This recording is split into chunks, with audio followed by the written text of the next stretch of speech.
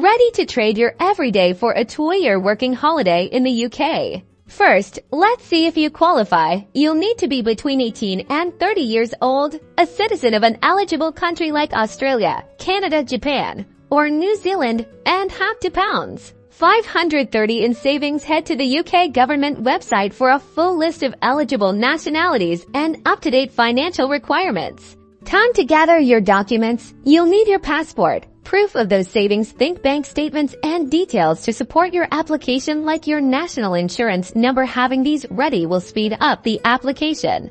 Now for the application itself, head to the UK government's visa application portal and create an account. Fill out the online form carefully, double-checking all your answers before submitting. Be prepared to wait a bit. Visa processing times can vary, so check the estimated time frame on the UK government website and apply well in advance of your planned travel date.